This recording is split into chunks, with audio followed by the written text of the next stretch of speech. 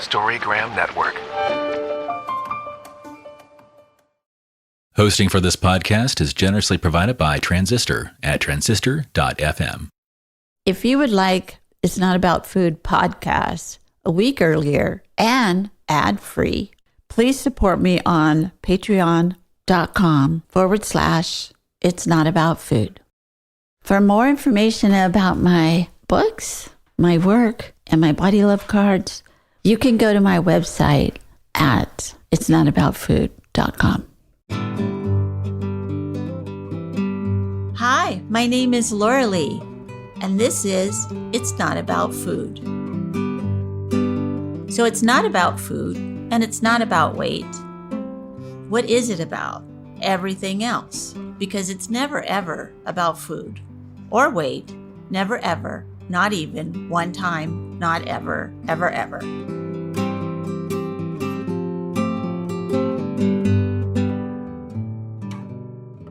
Hello, everyone. This is Laurelee Roark from It's Not About Food podcast. And today I have such a great guest.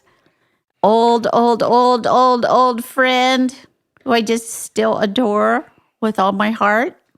And I'm going to introduce him in just a second. But what we're going to talk about today is when you're suffering from any kind of disorder or problem or coping mechanism, one of the things that really helps to get out of that thing, that hole that you've gotten into, is to go to your creative side and to try to know that you are much more than what's going on in your life. In fact, you're creative and connected to a spirit that if you'll stay in that place, in your creative spirit, in your creative side of your brain, the obsession will stop, the addiction will stop, the sadness and overwhelm will stop. You'll still have feelings, obviously, but you will not have to suffer from them as much if you go to your creative side.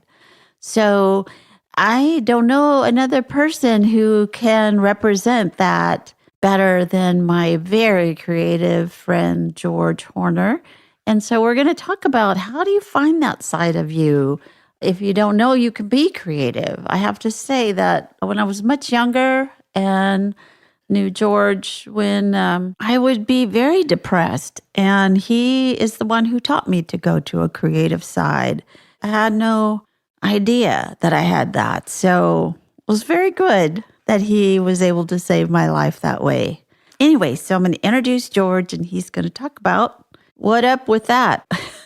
So, hello, George. Hello, Laurelee. Nice to hear your voice again, as always. You as well.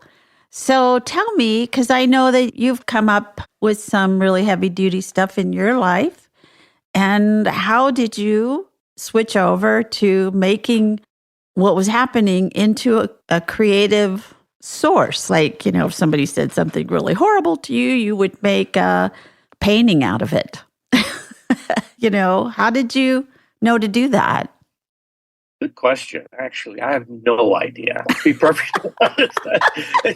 I think it's just a survival tactic in many ways. You either wallow in your self-pity or you rechannel it into some sort of endeavor that helps you cope with whatever it is that you're struggling with. One of the things I think that you were referring to is something that happened to me years and years ago. And I was still living in Texas, and I got a scholarship to go to do graduate work at the University of Chicago, which was an incredible experience and life-changing.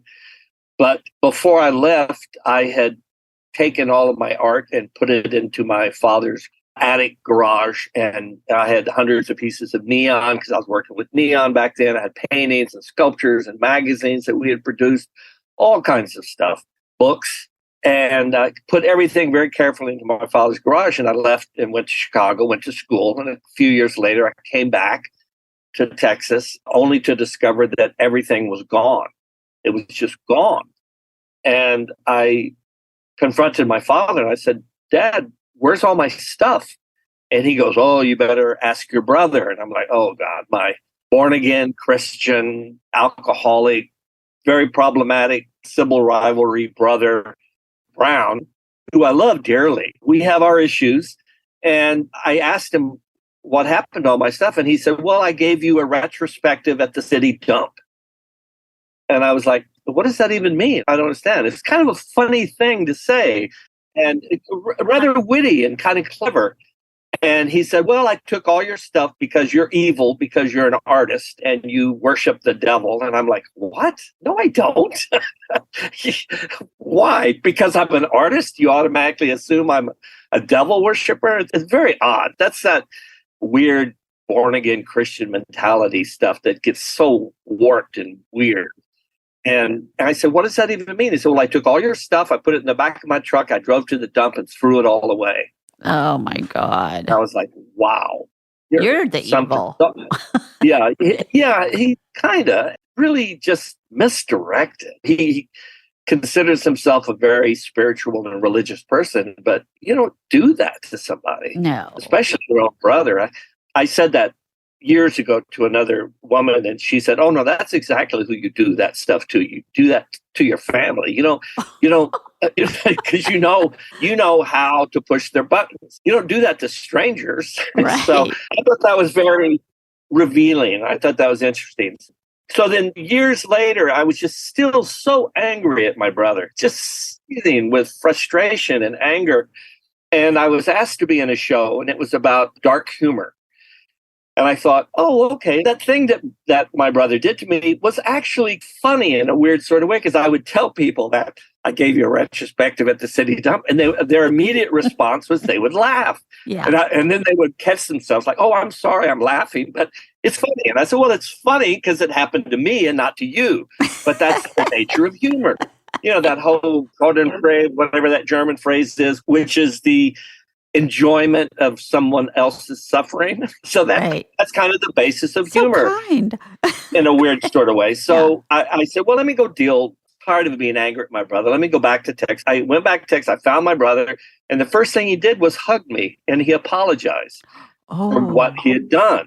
And I said, why didn't you do that 20 years ago? And I wouldn't have to have these feelings. So anyway, I wanted to do an artwork about it. And I wound up making this neon and a number of other pieces that were based on that. And just as I was leaving, my brother turned to me and said, oh, George, that reminds me, I saw some trash on a street corner and thought of you. Oh, my God. And it was just like another zinger.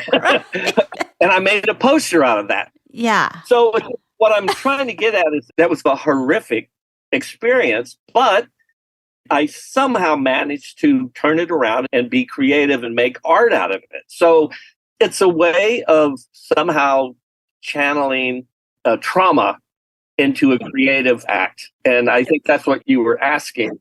How do you do that? And I'm like, you just do it. I don't know how to tell somebody else how to do it. You just have to figure out your own way. I made art out of it. Somebody else could write songs. Most great songs are about heartache and heartbreak and trauma. Poetry is all about unrequited love and all of that, death, and just trying to find a way to keep living and find meaning in one's life and not be destructive. And so it's not an easy thing. I think if it was easy, then everyone would just automatically do it, and there would be no trauma in the world, and there would be no eating disorders, and there would be no suicides and all of that if everyone knew how to. And I wish everyone did. Yeah, for sure. Well, I have to say that I know that for me, I had to have the permission to do it. I'm not so sure if you had to have the permission to do it, because what I know of you is that you have been creative even as a little person, like my son Clinton was. But you also were a teacher in our lives too, because you showed Clinton how to draw and paint, and he went off from there. So I think that he taught me too, and so did you. I mean, I remember, and I told you this many times, and every time we talk, I usually bring it up, is that time when I helped you move to San Francisco, and I drove you and Clinton across from Texas to San Francisco to move you.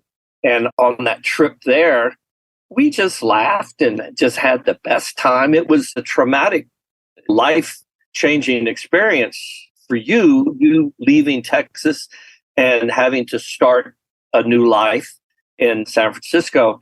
But it was an adventure and it was fun. But I remember the one time, and I still have and I was looking for it before this, and it was a page of jokes that Clinton told me, and they were the funniest damn jokes I'd ever heard. Right. And they're so stupid, but they're funny. Kid jokes. Oh, yeah. And I wish I could find it. But talk about inspiration. And what was that? 50 years ago, and I still have that sheet of paper and I still look at those jokes occasionally and they still make me laugh. And so you just have to find inspiration in the smallest, oddest of experiences. And almost like every experience can be channeled into something else. Positive. It doesn't have to be a negative experience. That's too easy. That's kind of easy to just wallow in your pity and pour me another drink kind of thing, which is also one of my posters. Right. And I've been making these weird posters for over 40 years, and it's these clips and little sayings and expressions that family says or friends or something. And it's a matter of making a personal experience, sharing it with the public. And I live in Brooklyn. I live in a place called Park Slope in Brooklyn, very nice area. Really love it. And I was lucky enough to buy a house when it was affordable back in the 90s. But in the front of the house has these big plate glass windows. And I always put one of my posters in the front window. So great. And then I love to sit out in the morning with my dog, Nana Banana Potato, and have a cup of coffee and just greet people. Old school Brooklyn. You sit outside and you talk to people. Hey, get off my lawn. What up? Hey, kids. But no, it's fun just talking to people as they walk by. And invariably, 9 times out of 10, people will stop and say, "Oh, are you the guy who makes those posters? I've been looking at those posters for 20 years and I love them." And, of course, there's always somebody comes by going, "What are you doing? I hate those things." Right. So negative. And I'm like, no, they're not. Right. You're projecting your weirdness into these things. Right. But it's about sharing with the community also. That is another way to be creative, because as you share, people share back with you. And That's hopefully right. that exchange feeds your creative impulse and not squash it. Yeah. Well, I know that for me, when what you're talking about is this kind of sharing back and forth, because when I did finally get clean and sober in the late 70s, what I noticed in the rooms of AA at that time, that's how I got sober, how funny everything was. The whole meeting was laughing, about how crazy we were. Which it's a trick. You have to know to laugh at yourself. Yes. You have to get to the point where you can't take yourself too seriously. And I've always said that. I'm a serious artist and I deal with serious matters, but I try not to take myself too seriously. Try to pull that big stick out of my ass. And, at the art world, the art world is pretty stuffy and pretty serious at times. It can be a lot of fun. But I've always thought that the first step is to have a sense of humor about everything and also about yourself. And I think that's a very important healing process, to understand that it's okay to laugh, and it's okay to laugh at yourself, and it's okay to laugh at others. Right. It's okay. Not in a mean way. I'm not saying to be vicious or character assassination or character assassinating or anything like that. Just find humor in things. God has a sense of humor. Look at the giraffe and the platypus, for God's sakes. And the platypus. What's up with that? Yeah, the platypus, really. Another thing I was thinking about when I was talking to you is that when we were younger, we had a show and you were saying, I'm going to have a show. We're going to show these paintings that we did, you and your gang of artist friends. And, it's just like, Laurelee, you're going to do one. I'm like, yeah, I'm not going to do one. I'm not going to do one. You were resistant. You think? A little bit. But I understand. It's a challenge. People don't like to get out of their comfort zone. Oh, no. Oh, no. It's uncomfortable. I have to say, a lot of the stuff that I did, you, of course, helped me with it. I wasn't going out solo. You were really helping me a lot with each piece I did. And I think about those pieces that we did of how crazy that was in my life. That even happened. Didn't we do it at Trinity University? And I said, oh, yeah, I had some pieces at a show. And they're like, what? But it opened the door for me to be able to go into that place within myself when things were so heavy a lot of the time during my life. I don't know how I made it through my 20s and 30s. I really don't. I don't know how I did either. Who but knows? we did it. We did. We had creativity and we had laughter and we had the absurd, looking at things like, oh, wow, that's weird and kind of funny, Well, we had friends, we had support structure, usually in areas where you didn't least expect it. Exactly. From strangers, from relatives you can't stand, or that sort of thing. I mean, it's weird where you get that food for thought or that nourishment of the soul, which is what this podcast is all about. It's not just about physical food, but spiritual food. What is the food? Exactly. Yeah, what is the nourishment? And sometimes it's junk food. It's not just about getting inspiration from an established teacher or something. As I said, I got inspiration from my mean-spirited brother who threw all my art away in a very vicious, vindictive way. But I still found humor in it, and I still found a way to sidestep it and make something creative out of it. Otherwise, you just stew in it, and you just get angry, and you just... Right. And what good is that? The whole reason I did it is because I was tired of being angry, because it's so negative, and it's just like, oh, God, it's such a waste of time. If you would like to have a weekly newsletter that has some information about recovery, or what people are doing in the world, or what I'm doing in the world, and just information about how to recover and what to do and how do we have faith and trust and love and openness to our own selves, you can go to my website at itsnotaboutfood.com. Storygram Network. Welcome to One Media, One Media. When you're whining with nurses. It's a place I like to call The Bleed. My name is Laurelee, and this is It's Not About Food. Storygram Network. I joined Beyond Hunger about 3 years ago after my own eating disorder recovery. I've been with the Peer Ed program for over a year. I've been a peer educator for a few weeks now. Beyond Hunger is an amazing organization in which high schoolers like me get to go to schools across the Bay Area and educate teens and students on mental health, body image, intuitive eating. And I joined because it really helps people. I joined the program because I believe that the information we provide people my age is very important. Beyond Hunger has allowed me to connect with the youth in my community and reaffirm to myself what I know is true. It has given me an opportunity to educate others and inform others around my age. And I just think it's a really wonderful program. Because I want to teach other teens what I never learned. Appreciating your body through its ups and downs, navigating diet culture, and learning about intuitive emotions and hunger. And I felt that it was super important to continue to make change in the community. My name is Laurelee Roark, and I am one of the founders of Beyond Hunger. My business partner, Carol Normandy, and I founded it in 1988. But for the last 25 years, we've been going into schools and talking about the issue of eating disorders and body hatred. We train young women to go in with us, peer-to-peer, student-to-student, and it is a wonderful program. Please give generously. Thank you. Any feeling is we're meant to experience and then let it go. We forget that last part, letting it go. We like to stay in whatever it is. So I want to always be happy. Good luck with that. I think you need to take a lot of medication then, because it's not, You're going to have anger. You're going to have fear. You're going to have overwhelm. You're going to have everything.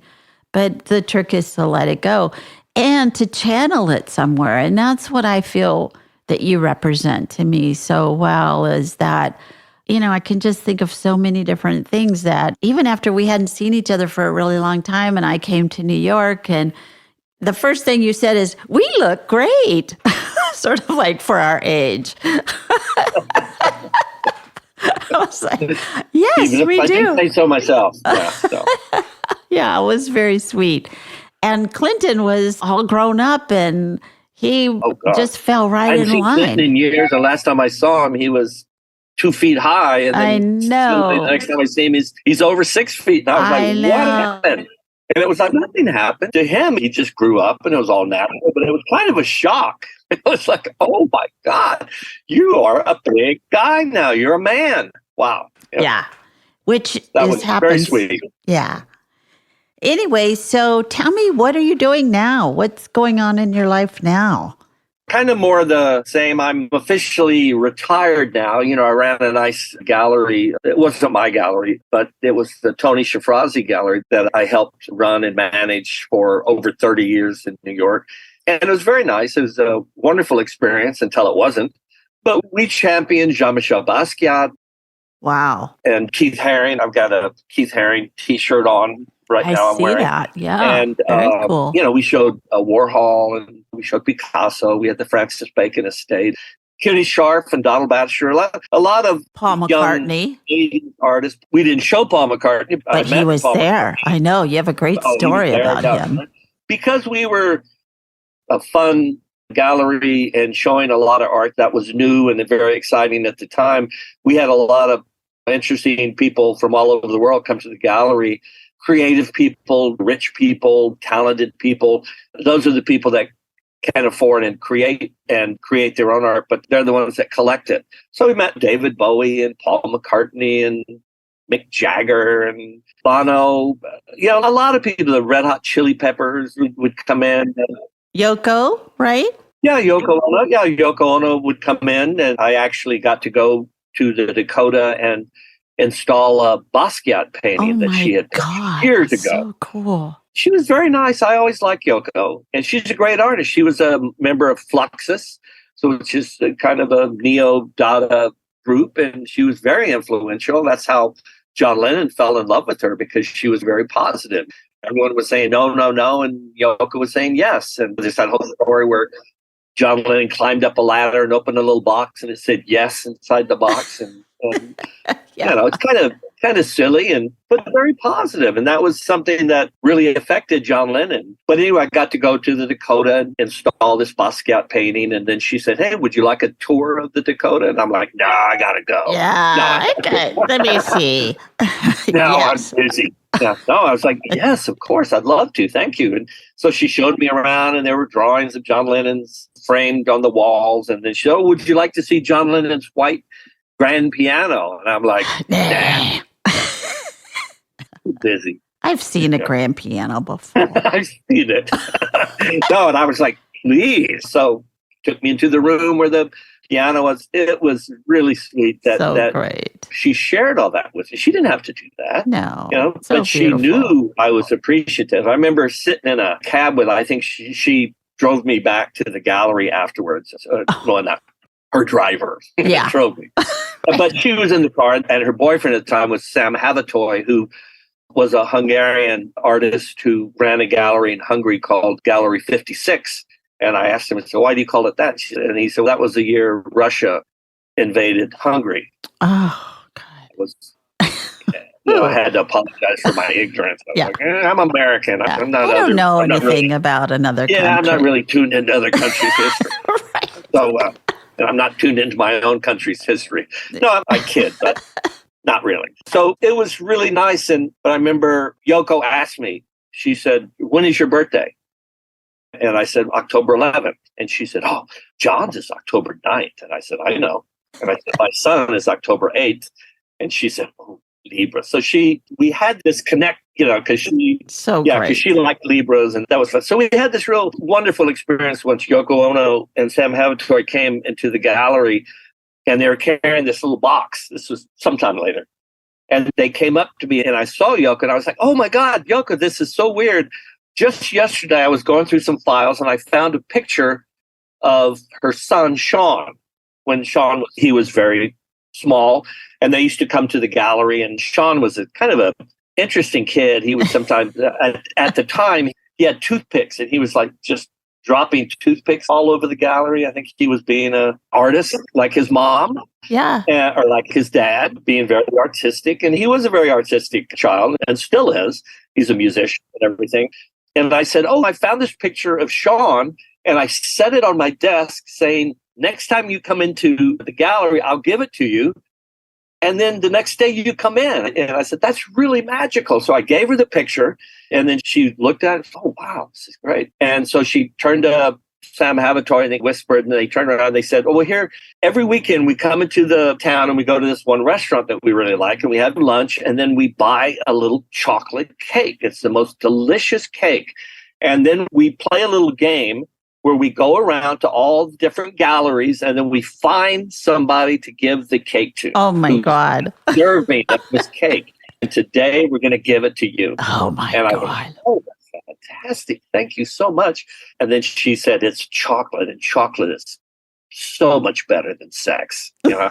And I'm like, well, kind of. It depends on the chocolate. Or the sex. Exactly. So that was really nice. So then they left, and then I shared the cake with everyone in the gallery, and it's just these really fun little magical experiences that are you just don't expect it. I had no idea that was going to happen. No. And it's just a lovely memory of mine of Yoko. Yeah. And, Yoko, she broke up the Beatles. I'm like, no, she didn't. Stop. Well, whatever. Everybody has their own, I don't know, whatever. But, I think about things that you said or I said, and I still remember them. And you told me that story how hard about... you try to forget. Huh? No matter how hard you try to forget. Right. No, but you just told me this like little throwaway story one time about Paul McCartney coming in, and you said, "You're my greatest fan." He just said, "Yes, I am." That's what he said. He said, I know. Really? Oh, yeah, you're right. I am. It's so cute.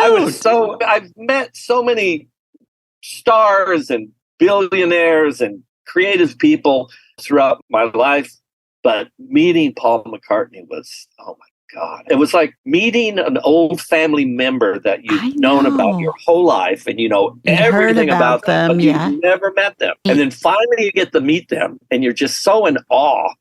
And the first thing that comes out of your mind and out of your mouth is, oh, Paul McCartney, you're my biggest fan. He just looked at me like, okay. So this is a perfect way to come back to you of that really, that everybody can enjoy art if they allow themselves to do that. And everyone can go to their creative side, no matter, even if it's not going to be in a gallery, or you're not going to make a record or write a book that's a bestseller. Rarely it's okay. happens. You can be. Okay. That's not the point of making it. The point is to have fun with it and to enjoy yourself and to make something that you want to make. And so it's a bluebonnet painting or a clown or a puppy or whatever. It doesn't matter. On velvet. On velvet. I have a great Jesus velvet painting down in my bathroom. And nice. There's a truck coming. I bought it on the street for like $10 or something. And it's like a semi truck, right? And Jesus is up above it, blessing the truck. And I call it my, because it's a semi, right? Truck. And so I call it my semi-religious painting. So I think it's funny. But it's black velvet. I love it. It's one of my favorites. It's fine. Yeah. I know there's a great comedian, Kathy Madigan, who says that she just knows that she's going to die and she's going to go to heaven and she's going to see God, and he's going to have she is going to have a hat on that says, "Who farted?" And she just knows that God is going to have a sense of humor. Sorry. Anyway, So, I hope so. I think God has a sense of humor. I hope so. it has Yeah, to. he has to. Has to. Yeah, he has to. Thank goodness we all have it. But anyway, I have to go, and I just, What? I Just know, started. I know, just started this party. I'm so glad that you came on the show, and how wonderful. And where can people see your art? Do you have a website? I do. Yeah, just georgehorner.com. And I'm on Instagram, George Horner. I post things all the time. I hate social media, but it's okay. It's a way to get the work out there. I don't post too many pictures of my dog or what I just ate or the rainbows or whatever. But I try to keep it to just my art. Okay. So no pictures of banana, nana, Oh, not a banana potato? potato? Oh, no, there's lots of pictures of not a banana. Well, there you go. Yeah. Anyways, so thank you so much. Loved talking to you. We'll talk again. Maybe not with a whole podcast wrapped around us. What? Get out of here. Get out of here. That's the only reason I'm talking. Okay. No. Thank you. Thank you so Anytime. much. Anytime. You're very welcome. I loved it. Love you. And keep feeding your soul, please. You as well, my friend. Love you back. Okay. Love you more. Bye. Love you more. Love you more. Bye. Okay. Bye. Bye. Thank you for listening. And be sure and follow me on Patreon, Instagram, Twitter, Facebook, and it's notaboutfood.com. Thanks.